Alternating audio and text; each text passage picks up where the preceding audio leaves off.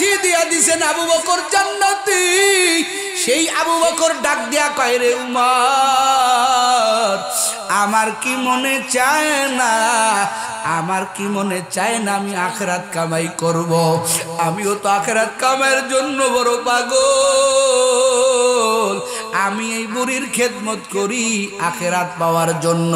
জোরে জোরে কন্যা সুবহানাল্লাহ। অথচ যে আবু বকরের আমল কেমন রে যুবক, ও পর্দার আড়ালের আম্মা জানেরা, আবু বকরের আমল কেমন? বলে আবু বকর কেমন? একদিনকে আয়েশা সিদ্দিকা রাদিয়াল্লাহু তাআলা আনহা, নবীর উরুর উপরে মাথা, নবী আমার বলেন, রে আয়েশা, এই আসমানের দিকে তাকাইয়া দেখো, এরে এত অসংখ্য তারকা, যেই তারকা গুনে গুনে গুনে গুনে শেষ করা যায় না। আমার নবী ডাক দিয়া কয়, রে আয়েশা, আমার উম্মতের মধ্যে একজন উম্মত আছে রে, একজন সাহাবী আছে রে, যার আমল আসমানের তারকার মতো, যার আমল তো গুনে গুনে শেষ করা যায় না। এই কথা বলার পরে আয়েশা তো মনে মনে ভাবছেন, বুঝি ওই লোকটা তো আর কেউ হবে না, এই লোকটা হবে আমার আদরের আব্বা আবু বকর। জোরে কন্যা সুবহানাল্লাহ। কিন্তু আয়েশা মনে মনে কল্পনা করলে কি হবে, আয়েশা তো নবীর স্ত্রী, আয়েশা সিদ্দিকা রাদিয়াল্লাহু তাআলা আনহা ডাক দেয়া কয়, ও স্বামী আমার, আমি আপনার পুত পবিত্র জমানে আপনার বদন, আপনার কণ্ঠের, আমি আয়েশা আপনার কণ্ঠে, আপনার কথার ভিতরে ওই লোকটার নাম শুনতে চাই। বলেন, যার আমল এত বেশি, আকাশের তারকার চাইতেও বেশি, গুনে গুনে শেষ করা যায় না। এবার নবী আমার কয়, রে আয়েশা শুনো, যার আমল ওরে গুনে গুনে গুনে শেষ করা যায় না, ওই লোকটার কেউ না রে আয়েশা, ওই লোকটা হলো আমার আদরের উমর। জোরে কন্যা সুবহানাল্লাহ। আয়েশা মনে মনে ভাবছিল কে হবে, কথা কয় না, কথা কয় না, কে হবে? আবু বকর হবে। কিন্তু নবী বলছে, উমর, ও আল্লাহর বান্দারা, ও যুবক। এই কথা শোনার পরে আয়েশা সিদ্দিকার মন মলিন হয়ে গেল, চেহারার দিকে তাকানো যাইতেছে না। আমার নবী তো চেহারার দিকে তাকাইয়া বুঝে ফেলছেন আয়েশার মন খারাপ হয়ে গেল।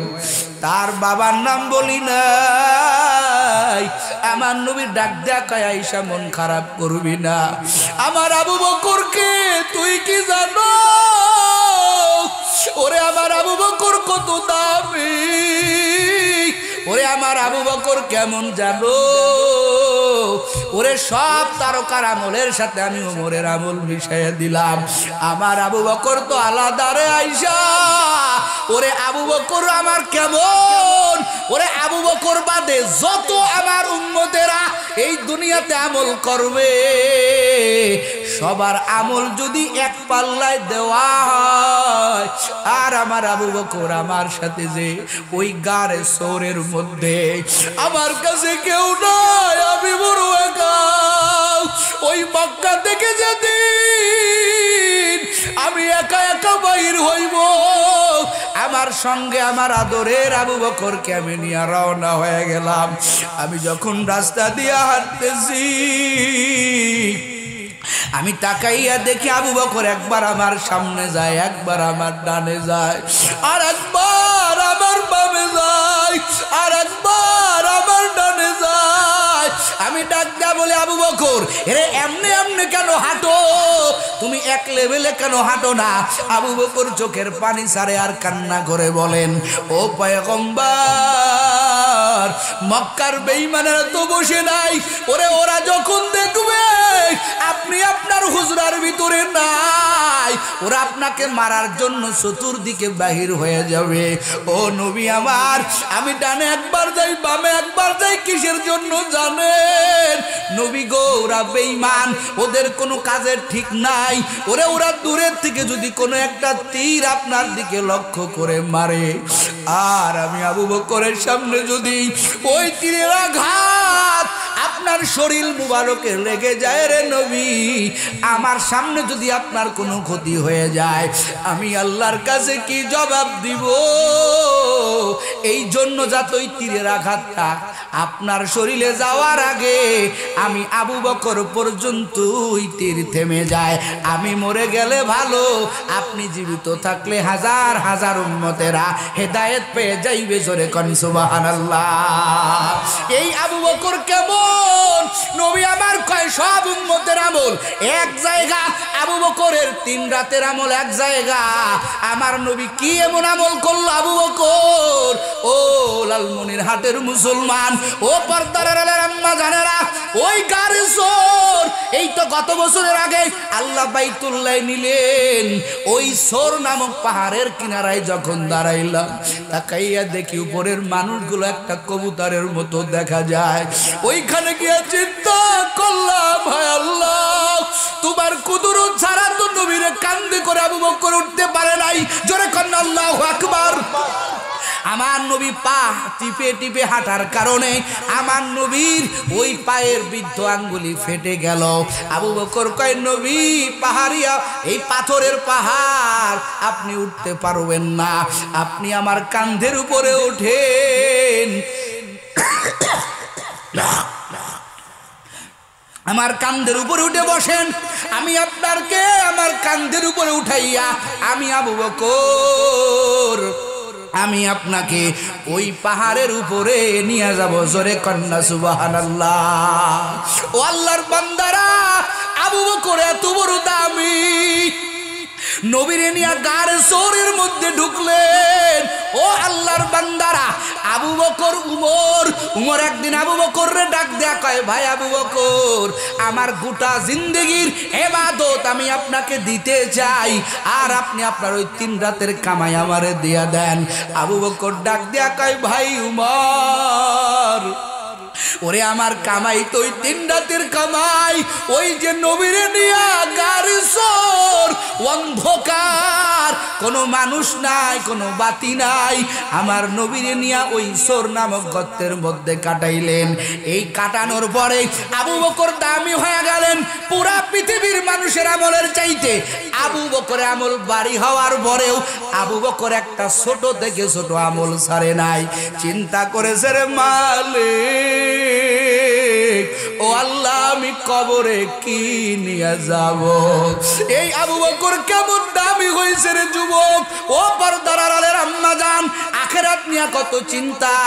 আবু বকর এত কান্না করেছেন, আবু বকর এত ত্যাগ স্বীকার করেছেন ইসলামের জন্য, দ্বীনের জন্য। তোমার আমার কোনো ত্যাগ নাই, কোনো ফিকির নাই, কোনো নামাজ নাই। আজকে 30 বছর বয়স হয়ে গেল, 40 বছর বয়স হয়ে গেল। ও যুবক, ও পর্দার আড়ালের আম্মা জান, একটু মনোযোগ দিয়া শুনবেন। আজকে আপনি 5 বেলার নামাজ ঠিক মতো পড়তে পারেন না, পর্দা করতে পারেন না, আমার আল্লাহর ইবাদত করতে পারেন না, মনে কি ভয় লাগে না রে যুবক? আবু বকর এত বড় দামি, আমার আল্লাহর কাছে এত বড় দামি হওয়ার পরেও আবু বকর মাঝে মাঝে মাঝে মাঝে জংলায় চলে যাইত। জংলায় যাই একটা গাছের পাতারে দেখা বলতো, ইয়া ইবনে কুহাফা, ইয়া ইবনে কুহাফা, ওরে তুই কেন মানুষ হইয়া জন্ম নিলি? তোরে তো মাওলার কাছে হিসাব দেওয়া লাগবে। আবু বকর একটা গাছের পাতা ছিঁড়িয়া কয়, আল্লাহ ইয়া লাইতানি কুনতু ওয়ারাকা মিনাশ শাজার, ওরে আল্লাহ তুমি কেন আবার মানুষ বানাইলা? ওই হাসরের ময়দানে তোমার দরবারে আমার হিসাব দেওয়া লাগবে। আমি কি হিসাব দিব? ও আল্লাহ আমার তো বড় ভয় লাগে। ও আল্লাহ এই গাছের পাতাটা কত সুন্দর, ওরে তুমি যদি আমার একটা গাছের পাতা বানাইতা, ওরে আমি পাতা হইলে আমার কোনো হিসাব হতো না, আবার ছাগল খাইয়া ফেলতো। আমি তো একটা মানুষ, আমার তো তোমার কাছে হিসাব দেওয়া লাগবে। ও আল্লাহ আমি কি নিয়ে তোমার দরবারে যাব। এই ছিল আবু বকরের ঘটনা। ওমর রাদিয়াল্লাহু তাআলা ওরে মাটির সাথে তার মুখ খুঁজতেন, মুখটা বারবার মাটির সাথে লাগাইয়া ডলতেন আর বলতেন ইয়া ওয়াইলাকা উমর, উমর রে তুই ধ্বংস হয়ে যা। ইল্লাম ইয়াগফির রাব্বুক, ওরে উমর তোর মাওলা যদি তোরে ক্ষমা না করে এরে উমর তোর কি গতি হবে। এই সাহাবারা যদি আখিরাতের চিন্তায় এমন কান্না করতে পারে, এরে লালমনিরহাটের মুসলমানের যুবক তোর কি চিন্তা আসে না রে বাবা। ও পর্দার আড়ালের আম্মা জানেরা, আর কয়দিন বাহাদুরি করবি, আর কয়দিন বেপরদাগিরি করবি রে যুবক, আর কয়দিন আমার মাওলার নাফরমানি করবি। তুই কি তাকাইয়া দেখো না তোর বয়সে কত যুবক ওরে কাবনের প্যাকেট হইয়া কবরে গেল। আজকেও দেখলাম একটা তরুণ আলোচক, নামটা মনে নাই, হুন্ডা অ্যাক্সিডেন্টে আল্লাহর বান্দা কবরে চলে গেল। আল্লাহর বান্দা একটা বড় মসজিদের মুয়াজ্জিন, এমন কোন দিন নাই রে যুবক লাশের ঘটনা কানে আসে না। চোখে দেখতেছি, তুইও তো মোবাইল দেখো, ওরে কত যুবকের লাশের খবর তুই পাও। এই যে জুলাই মাসে কত ছাত্ররা আন্দোলন করতে গিয়া কত ছাত্ররা ইন্তেকাল করলো, শহীদ হয়ে গেল। এরে যুবক দেহের তাজা রক্ত জমিনে ঢেলে দিল। ও পর্দার আড়ালের আম্মা জানেরা, আর কয়দিন বেপরদাগিরি করবেন, আর বেনামাজি হয়ে কয়দিন কাটাইবেন। ওই কবরের ভয় কি নাই? এরে আম্মা জান কবরের ভয় করিও, আমার মাওলার ভয় কলমে ঢুকাইও রে যুবক। তোদের হাতে দড়ি পায়ে দড়ি রে যুবক। আজরাইল কিন্তু তোমার পিছনেও দৌড়াইতেছে, আমার পিছনেও দৌড়াইতেছে। যেদিনকে তোমার আমারে টান দিয়া ধরবেন একটা সেকেন্ড সময় দিবে না রে বাবা। আজকের ময়দানে তওবা করিও, আজকে থেকে তওবা করো, আর গুনাহ করবা না, আর নামাজ কাজা দিবা না। আখিরাতের চিন্তায় আজকে থেকে বাজবালার নামাজ পড়বারে যুবক, দাড়িটা লম্বা করবা, আর বেপরদাগিরি করবা না রে আম্মা জান। খাঁটি তওবা নিয়ে যদি হয় দুটা হাত আল্লাহরে দেখাইয়া দাও, লিল্লাহি তাকবীর। আয় আল্লাহ তওবার নিয়তে হাত উঠাইলাম রে মালিক, আয় আল্লাহ আমাদের তওবা কবুল করেন আল্লাহ। এবার যুবক আর এক যুবকের কাছে গল্প করে, এক বন্ধু আর এক বন্ধুর কাছে গল্প করে, বলে বন্ধু আমি তো ছিলাম একটা বদখোর, আমি তো ছিলাম একটা গাঞ্জাখোর, আমার চরিত্রের কোনো ঠিক ছিল না। আমার বাড়ির সামনে একটা মহিলা পর্দা করত, কখনো তার চেহারা ওপেন করতো না, বাহির করতো না। আল্লাহর বান্দির ভিতরে বহু তাকওয়া। আমি একদিন আমার বাড়ির ছাদের থেকে ওই তার বাড়ির মহিলা, ওই বাড়ির মহিলাটাকে আমি একদিন দেখতে পাই, তার চেহারাটা গোপনে গোপনে দেখতে পাই। আমি তার চেহারা দেখিয়া পাগল হয়ে গেলাম। পথে তারে আমি প্রস্তাব দিলাম, ও আল্লাহর বান্দি আমি তোমার চেহারা দেখে বড় পাগল, তোমার সাথে আমি সম্পর্ক করতে চাই।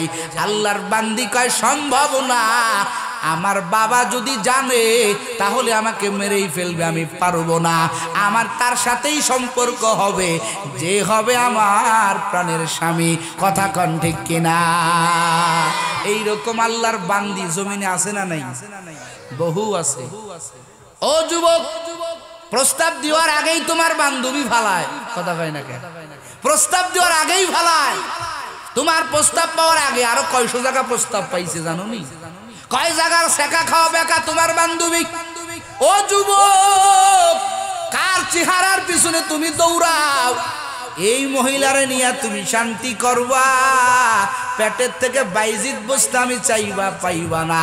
তোমার ওই বন্ধুবীর পেটের থেকে তসলিমা নাসরিনের মতো যার অঙ্গটা, যার চেহারাটা বেপর্দা, ওরে 100 জায়গা সম্পর্ক করার পরে তোমার ঘরে আসলো, ওই মহিলার গর্বে কখনো বাইজিদ বোস্তামির মতো সন্তান আশা করা যায় না। কথা বলো ঠিক কিনা?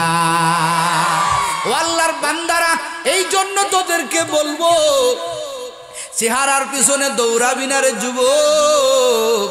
একটা দিনদার ঘরের মহিলা আনবা, দেখবা তোমার ঘরটা আমার আল্লাহ জান্নাতের বাগান বানায় দিছে।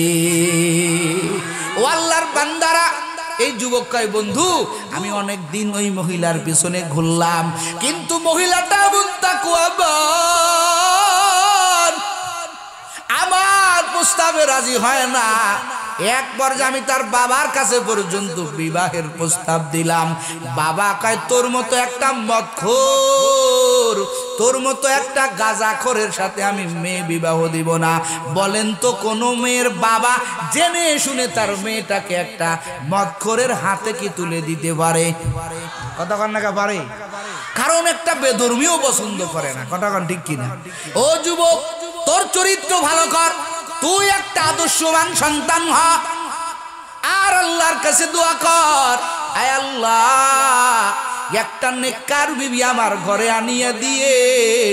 আল্লাহর কাছে রাত দিন দোয়া কর, আমার আল্লাহ তো তোর জুরি বানাইয়া দিছেন, দেখবি তোর ঘরের মধ্যে আমার আল্লাহ একটা দিনদার মহিলা তোর স্ত্রী বানাইয়া দিছে। জোরে কন্যা সুবহানাল্লাহ। আমার নবীর কাছে প্রিয় ছিল দুনিয়াতে 3টা জিনিস। 1 নম্বর আতিব ওয়াত তাআম ওয়ান নিসা। যুবক ভালো করে শোন, নবী কয় আমার কাছে হুব্বিবা ইলাইয়া মিনাদ দুনিয়া সালাস। নবী আমার কয় দুনিয়ার ভিতরে আমি নবীর কাছে 3টা জিনিস প্রিয়। 1 নম্বরে খাদ্য, 2 নম্বরে সুগন্ধি, 3 নম্বরে নেককার বিবি। ওরে যুবক, আমার নবী কয় আমার কাছে নেককার বিবি প্রিয়। আল্লাহ কয় তাই নি? আমার আল্লাহ ওই যে নবী আমার হাদিসের মধ্যে বলেছেন, বুখারীর হাদিস, জিবরাইল স্বপ্নের মধ্যে আইসা নবীকে একটা পাত্র, স্বর্ণের পাত্র, রেশমি কাপড় দিয়া মোড়ানো, ওই রেশমি কাপড়ের ভিতরে একজনের ছবি নবীকে দেখায়। নবী 1 দিন দেখে, 2 দিন দেখে, 3 দিন দেখে। নবী কয় ব্যাপার কি? এই জিবরাইল প্রতিদিন আমার সব স্বপ্নের ভিতরে আইসা আমাকে কেন একটা ছবি দেয়? এই ছবিটাকে নবী আমার ভালো করে তাকাইয়া দেখেন, এই ছবিটার কারণ ওরে আবু বকরের বিটি হযরতে আয়েশার ছবি আমার আল্লাহ নিজে ঘটক হইয়া নবীরে প্রস্তাব দেয়, নবী আপনার কাছে নেককার বিবি প্রিয়, আমি আল্লাহ আয়েশাকে আপনার সাথে বিবাহ দিতে চাই। নেককার বিবি প্রিয় হলে আল্লাহ ব্যবস্থা করে দিবেন, এ ভরসা আছে তো? এ যুবক কথা কও, আছে তো? এজন্য দৌড়াদৌড়ি করা যাবে না, মেসেঞ্জার খুঁজতে হবে না। ও আল্লাহর বান্দারা, যুবক, ও পর্দার আড়ালের আম্মা জান, একজন মুত্তাকি বান্দির কত পাওয়ার, খুব মনোযোগ দিয়া কথাগুলো নিবেন রে আম্মা জান। ওই আল্লাহর বান্দা বন্ধুর কাছে গল্প করে, মনে আছে তো? কয় বন্ধু আমি ফেল মেরে গেলাম। ওই মেয়ের বাবা তাড়াতাড়ি করে মেয়েটাকে অন্য জায়গায় বিবাহ দিয়া দিল। কয়েক বছর পরে আমার বাবা আমাকে বলল, সন্তান আমগো এই থানা থেকে আরো কয়েকটা থানার পরে এক জায়গার দুর্ভিক্ষ লাগছে, যাও, আমগো টাকা আছে তাদের টাকা নাই, তুমি কিছু অর্থ নিয়া, তুমি কিছু মাল নিয়া ওই এলাকায় একটু দান করে আসো, মানুষের সহযোগিতা করো। যুবক বলে আমি টাকা নিয়ে রওনা হয়ে গেলাম, খাদ্য নিয়ে রওনা হয়ে গেলাম। খাদ্য দিতেছি, লাইনে হাজার হাজার মানুষ। হঠাৎ করে ওই লাইনের ভিতরে ওই সেই মহিলাটা, যেই মহিলার পিছনে আমি দৌড়াইয়া দৌড়াইয়া আমি আমার জীবনের অনেক সময় লস করেছি, এই মহিলা আমার কাছে আসছে। এই মহিলা ডাক দিয়া কইতেছে, ও আল্লাহর বান্দা, তুমি তো সেই যুবক যেই যুবক আমার পিছনে তুমি দৌড়াইছিলা আমাকে মোহাব্বতের কারণে, কিন্তু ভাগ্যের কি পরিণাম, আজকে আমি তোমার থেকে খাদ্য নিব। আমার কপাল বড় খারাপ, কিছুদিন হয়ে গেল আমার স্বামীটা মারা গেছে, আমার 2টা বাচ্চা না খেয়ে আছে। আল্লাহর কি ফয়সালা, ওরে তুমি আমার পিছনে দৌড়াইলে আজকে তোমার হাতের থেকে আমি খাদ্যের মাল নেব, দানের মাল নিব। এবার যুবক বলে তুই সেই মহিলা, যুবক বন্ধুর কাছে গল্প করে। আমি বললাম এই সবাইকে তোরা খাদ্য দে, এই মেয়েটাকে খাদ্য দিস না। ওই মেয়েটারে ডাক দেয়া কয়, ও আল্লাহর বান্দি, আমি আমার বহু সময় তোমার পিছনে ব্যয় করেছিলাম, তুমি আমার কথা মানো নাই, অ্যাকসেপ্ট করো নাই। আজকে তোমাকে আমি এমনি খাদ্য দিব না, তবে তোমাকে অনেক খাদ্য দিব। তুমি যদি আমার সাথে জিনা করো, তুমি যদি আমার সাথে অপকর্ম করো, আমি তোমাকে অনেক খাদ্য দিব। এবার মহিলাটা ডাক দেয়া কয়, কি মনে করছো ওরে পেটের দায়ে ইমান বিক্রি করব, ক্ষুধার জ্বালায় মরে যাব, এরপরও আমি আল্লাহকে বড় ভয় করি, নিজের ইজ্জত তোমার কাছে বিক্রি করব না। ও আল্লাহর বান্দি, ও পর্দার আড়ালের আম্মা জানেরা, বহু আমার আম্মা জানেরা আছে, একটা টাকা হারাম ভাবে খায় না, স্বামীকে কৈফিয়ত করে, স্বামী আপনার বেতন 20,000 টাকা, মাস গেলে আপনি 20,000 টাকা বাড়িতে আনবেন। যখন দেখে 30,000 টাকা, বহু আল্লাহর বান্দি আছে প্রশ্ন করে ফেলে, স্বামী আমার এই যে বাকি অগ্রিম 10,000 টাকা, বাড়তি 10,000 টাকা, এই টাকাটা কোন সোর্সে কামাই করলেন? হিসাব নাই। এইরকম মেয়ে আছে না নাই? কথা কয় আছে না নাই? এই বান্দি এত কড়া আল্লাহকে ভয় করে, বলে স্বামী আমার হালাল খাওয়াবেন, যতটুকু পারবেন ততটুকু খাওয়াবেন, বাড়তি হারামের দরকার নাই। যদি না খাইয়াও থাকি তাতেও আলহামদুলিল্লাহ। স্বামী গো, আপনার কাছে অনুরোধ করব, একটা টাকা আপনি আমাদেরকে হারাম খাওয়ান না। এইরকম দিনদার মহিলা জগতে আছে না নাই? ও আল্লাহর বান্দিরা, ও পর্দার আড়ালের আম্মা জানেরা, এমন কিছু বান্ধু আছে, আবার বিপরীত কিছু বান্ধু আছে, যারা কয় স্বামী আমার এই মাসের ভিতরে আমার 2টা বালা কিনে দিতে হবে। বালার দাম হলো 1.5 লক্ষ টাকা, চুরির, স্বর্ণের চুরির বালা দাবি করছে স্বামীর কাছে।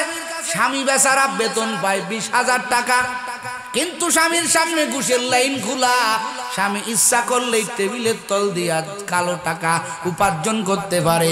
এদিকে বিবি চাপ দেয়, বেতন টেতন বুঝি না, কোথা থেকে আনবা জানি না, আমার ব্যবস্থা করতেই হবে, করতেই হবে, করতেই হবে, করতেই হবে। স্বামী বেচারা ভেড়া চাক্কায় পড়ে গেল, বেকায়দায় পড়ে গেল। স্বামী এবার বাধ্য হইল অন্যায় ভাবে ঘুষের লাইনে হাঁটার। কথা কন ঠিক কিনা? যারাই জমিনে টাকার অঢেল করার চিন্তা পাই তারা করে, এদের একটা সাপোর্ট দেখবেন, স্ত্রী ওই রকম একটা কুমিরের মতো আখাইতা। কথা কন ঠিক কিনা? ও আল্লাহর বান্দারা, ওই বিবি ঘরে আনিও না। যুবক ডাক দেয়া কয়, বান্ধবী এখন তুমি বড় অসহায়, আমার কাছে টাকা আছে, খাদ্য আছে, যত লাগে দিব, আগে তুমি আমার কাছে আসো, তোমার সাথে আমার একটু মহব্বত আছে। এবার আল্লাহর বান্দি তো বড় তাকওয়াবান, বান্দি ডাক দেয়া কয়, রে যুবক কি মনে করছো? ওরে টাকা নাই, পয়সা নাই, এই কারণে আমি আমার যৌবন তোমার কাছে বিক্রি করব না। রে আল্লাহর বান্দা, না, তোর খাদ্য দরকার নাই, তোর টাকা আমার দরকার নাই। কিতাবের মধ্যে ঘটনা লেখে রে বাবা, একটা সন্তান ছোট আর একটা সন্তান একটু বড়, এই 2 সন্তানকে রাখিয়া ওই স্ত্রীর স্বামী মারা গেছে। এবার সন্তানটা হাত ধরে টান দিয়া কয়, সন্তান এখানে আমাদের খাদ্য লাগবে না, চল আমরা বাড়ি চলে যাই। সন্তান তো জানে না ওই মায়ের, তার মায়ের সাথে ওই পুরুষের কি আগের থেকে কি একটা গরমিল হয়ে গেছে। সন্তান সাথে সাথে মার 2টা পা জড়ায় ধরছে আর ডাক দিয়া কয়, মা লাইনে সবাইকে খাদ্য দেয়, তোমার সাথে ওই যুবকের কি এমন বনিবনাত আছে, কি এমন দুশ্মনী আছে। ও মা, ক্ষুধার জ্বালা সহ্য করতে পারি না মাগো, হয়তো তোমাদের দ্বন্দ্ব মিটাইয়া খাদ্য নাও, না হলে আমি ক্ষুধার জ্বালা সহ্য করতে পারি না রে মা। আমার গলা টিপে মেরে ফেলো, তারপরও ক্ষুধার জ্বালা সহ্য করতে পারি না। সন্তানের কান্না একদিকে, আর একদিকে যুবকের গুনাহের আহ্বান। যুবক দূরের থেকে তাকাইয়া কয়, মহিলা মনে হয় আমার দিকে ফিরে আসবে। এবার মহিলা টাকাইয়া কয়, রে যুবক, মনে করছো আমার সন্তান আমার পা জড়ায় ধরে কাঁদতেছে, আমি তোমার কুপ্রস্তাবে রাজি হয়ে যাব? না না, আমি তো আমার মালিককে বড় ভয় করি। ওরে তুই খাদ্য দিবি না তো কি হইছে, আমার একজন মালিক আছে, তিনি আমার আল্লাহ, তিনি আমার খাদ্যের ব্যবস্থা দেখবা, আমার মাওলাই আমার খাদ্যের ব্যবস্থা করবে। তোর মতো নেমো খারাম, তোর মতো লম্পট, তোর মতো কুপ্রস্তাবকারীর খাদ্য আমার দরকার নাই। বলেন না একটু আল্লাহু আকবার। এতটুকু আশা আমার সিনার ভিতরে আছে, তোর খাদ্য আমার দরকার নাই রে বাবা। ওই মহিলাটা রওনা হয়ে গেল বাড়ির দিকে। এই যে মহিলা একটা কথা বলছে, আমার মালিক আমারই দেখবে, এই কথাটা যুবকের তীরের মতো গিয়া কলিজায় হিট করেছে। যুবক সাথে সাথে নিস্তব্ধ হয়ে গেল। কয় কি রে, এই মহিলা জীবন বিক্রি করবে না, ও ওর মালিক রে বড় ভয় করে। ওরে আমার মালিক তো তিনি, ওই মহিলার মালিক যিনি। যুবক কয়, আমার কর্মচারীরা এই মহিলার বাড়ি কোথায় খোঁজ লাগা, আমি ওকে খাদ্য দিব। এক বস্তা আটা নিয়া ওই মহিলা বাড়ি যাওয়ার আগে যুবক তাড়াতাড়ি মাথায় করে গিয়া ওই মহিলার বাড়ির সামনে ওই আটার বস্তা মহিলা যাওয়ার আগে আগেই তার বাড়ির দরজায় পৌঁছাইয়া দিছি। মহিলা বাড়ি চলে আসছে, আইসা দেখে দরজার সামনে আটার বস্তা। সুবহানাল্লাহ। মহিলা ডাক দেয়া কয়, ও সন্তান, বলছিলাম না আল্লাহ পাক আমাদের খাদ্যের ব্যবস্থা করে দিবেন। এই যে দেখো, কে জানি আমাদের খাদ্যের ব্যবস্থা করে দিছে। আটার বস্তা ঘরের মধ্যে নিয়া যুবক বাহিরে অপেক্ষা করতেছে, দেখি মহিলা কি করে।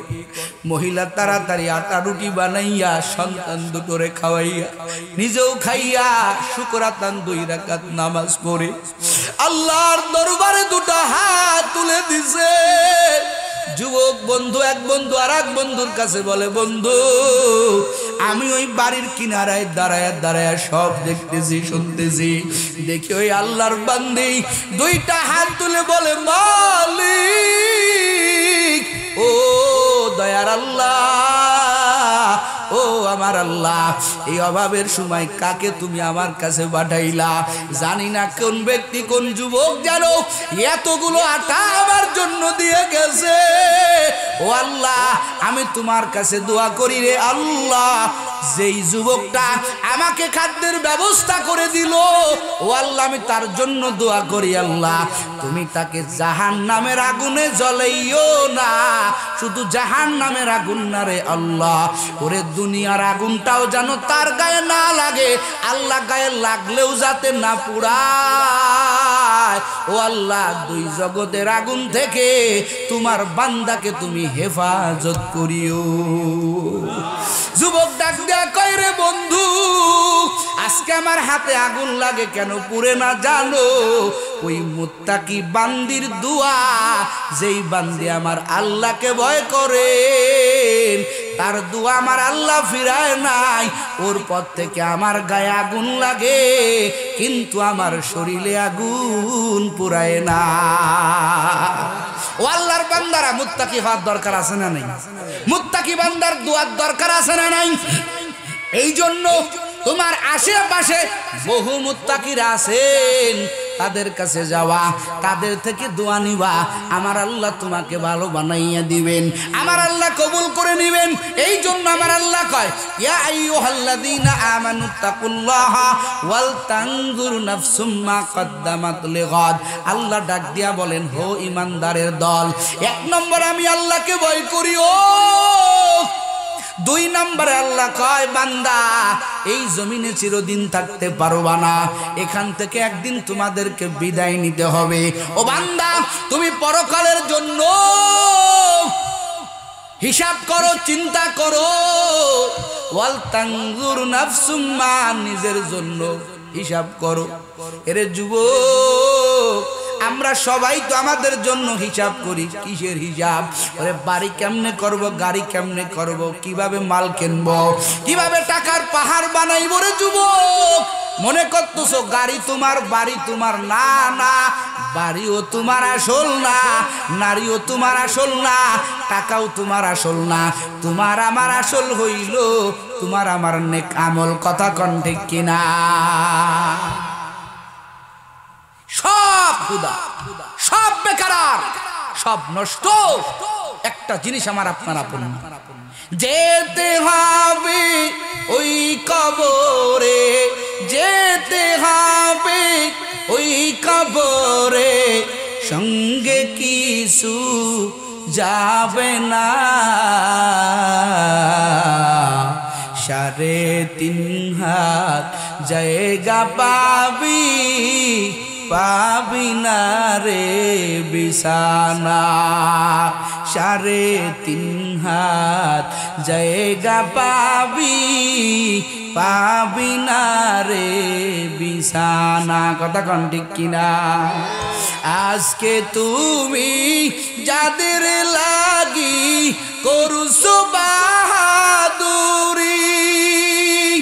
একদিন তারা পার করিবে, তুমি হইবা কবরবাসী। ঠিক কিনা? 3.5 হাত জায়গা পাবি, পাবি না রে বিছানা। 3.5 হাত জায়গা পাবি, পাবি না রে বিছানা। কথা কোন ঠিক কিনা? আল্লাহ কয়, ও বান্দা, ওয়াল তানজুর নাফসুম মা কদ্দামাত লিগাদিউ। ও বান্দা, এই জগৎ তোমার আসল নাই, দুনিয়া তোমার আসল না।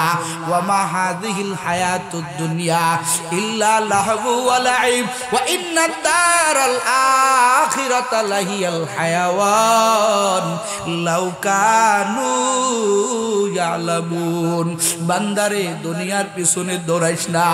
ও লালমনির হাটের মুসলমান, আপনারা ভিতরে চিন্তা আছে দেখে এখানে আসছেন। অনেকের ভিতরে চিন্তা নাই, পেরেশানি নাই, অনেকের ভিতরে তাফাক্কুর নাই, মাওলার ফিকির নাই। ওরে আমি হাকরাতের ময়দানে, ওরে আমার আল্লাহর কাছে কি জবাব দিব? এই জন্য আমার নবী বলেন, কালান নবী সাল্লাল্লাহু আলাইহি ওয়া আলিহি ওয়াসাল্লাম, মুতু ক্বাবলা আন তামুতু ওয়া হাসাবু ক্বাবলা আন তুহাসিবু। আমার পয়গম্বর বলেন, এরা বান্দা বান্দির দল, কিছু কিছু জিনিস আগে আগে অগ্রিম করো। নবী আমার বলেন, মরণ নাই, মরণ এখনো আসে নাই, তারপরেও মাঝে মাঝে নিজেকে মৃত্যুর খাটে শুয়াইয়া দাও। মরার আগে মরিও, দেখবা দুনিয়াতে তোমার আমার কেউ আপন না। কথা কন না কা? কেউ তোমার আপন না রে যুবক, সবাই তোমারে আমারে রেখে চলে যাবে। যাইতে হবে ওই কবরে, চিন্তা করে দেখো না, এই জীবন তোর খেলার জীবন, আর তো কিছু না। কথা কন ঠিক কিনা? এই দুনিয়ার বাড়ি গাড়ি, এই দুনিয়ার বাড়ি গাড়ি কিছুই সঙ্গে যাবে না। যাইতে হবে ওই কবরে, চিন্তা করে দেখো না। কথা কন ঠিক কিনা? ও আল্লাহর বান্দারা, আল্লাহ কায় ফিকির করিও মরণের বেলায় হাসরের ময়দান আমি আল্লাহ দণ্ডায়মান করব। ওই হাসরের ময়দানে তুমি কি নিয়ে কবরে যাওয়া? যারা এই দুনিয়ার ভিতরে প্রকৃত চালাক, এদের চিন্তা হলো আল্লাহ আমি তোমার সামনে কি নিয়ে যাব? আমার কামাই কি, কামাই কি, কামাই কি? আমার আল্লাহ কয় কামাইটা করো তাদের তরিকায়, যারা কামাই করে করে চলে গেছেন। উলাইকা নামতাহানাল্লাহ, আল্লাহ কয় যাদেরকে আমি পরীক্ষা করছি এরা এদের পরীক্ষায় এরা পাশ পেয়ে গেছে, ফাইনাল পাশ পেয়ে গেছে। এদের মতো তুমি চলিও, আমি আল্লাহ তোমার চলাটাও সহজ করে দেব। কাদেরকে অনুসরণ করবা? নবী আমার বলেন মা আনা আলাইহি ওয়া আসহাবি, বলে তাদেরকে তুমি অনুসরণ করো, তাদের কথা মতো তুমি চলো। বলে যাদেরকে আমি আল্লাহ পরীক্ষা করছি, বলে তারা কারা? বলে তারা আমার নবী, বলেন আমার আদরের সাহাবায়ে কেরাম। তাদের অনুযায়ী চলিও, দেখবা তোমার চলার পথ সহজ হয়ে গেছে। ও আল্লাহর বান্দারা, সাহাবায়ে কেরাম এই দুনিয়াতে জীবন যাপন করছেন কেমনে করছেন? একটা মুহূর্তের জন্য